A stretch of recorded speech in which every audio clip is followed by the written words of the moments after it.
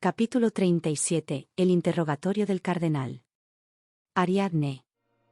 Ariadne, ¿de dónde has sacado semejante idea?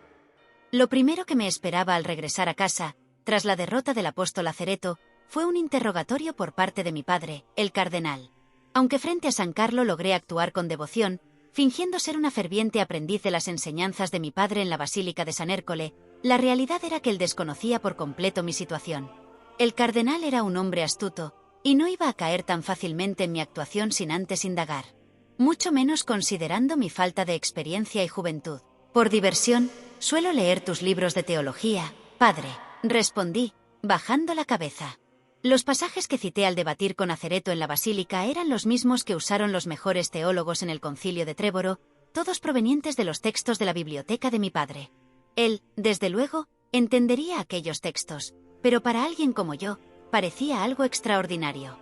Sabía que debía ser cuidadosa con mis respuestas. ¿Has comprendido todo eso por ti misma? Preguntó. Sus dudas eran genuinas. Mi padre siempre había confiado en mi intelecto según los tutores, pero sabía que esos escritos no eran simples lecturas.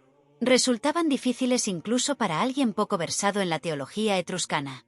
Mi padre había dedicado días completos a su estudio, y había seleccionado a los mejores sacerdotes del monasterio de San Carlo para que le ayudaran a descifrar cada texto. Al final, le tomó varias semanas entenderlos en su totalidad. Era impensable que una joven de 15 años, sin formación adecuada, pudiera comprender todo eso después de solo 2 meses de estudio teológico. Sabía que debía mostrar mis conocimientos, pero sin exagerar.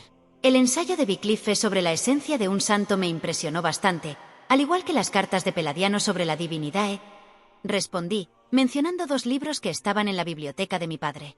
Esos textos aún no eran conocidos en todo el reino, pero pronto serían vitales para combatir las herejías de Acereto. En 1 o 2 años, serían lectura obligatoria en todo el continente, y yo tuve la suerte de que mi padre los guardara en su vasta biblioteca. ¿Has leído todo eso? Me preguntó, aún intrigado. Lo más interesante fue cuando Wycliffe se enfoca en la estructura de las plegarias, demostrando la igualdad entre el santo y Dios, apoyándose en el libro de las meditaciones de Gon de Guessarch. Mi padre seguía mirándome con escepticismo.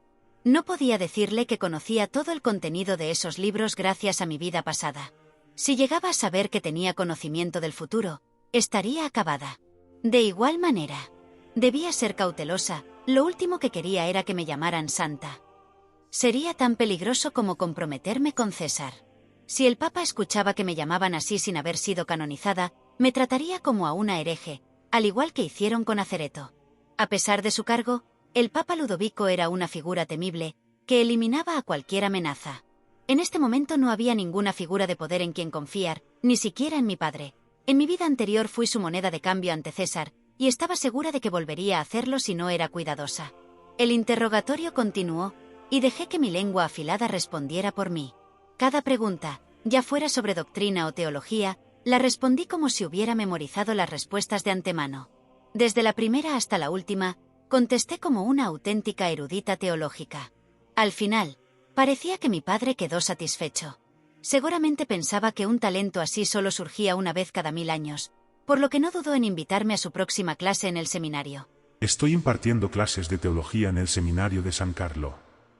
¿No te gustaría acompañarnos en la siguiente lección? Me preguntó. No, padre, respondí rápidamente, negando con la cabeza. Me da vergüenza porque mi formación apenas ha comenzado. Preferiría estudiar en casa y consultarte si tengo alguna duda. Está bien. Respondió con resignación. Esperaba que pensara que mi actitud era por timidez, deseando que no volviera a hacerme esa invitación.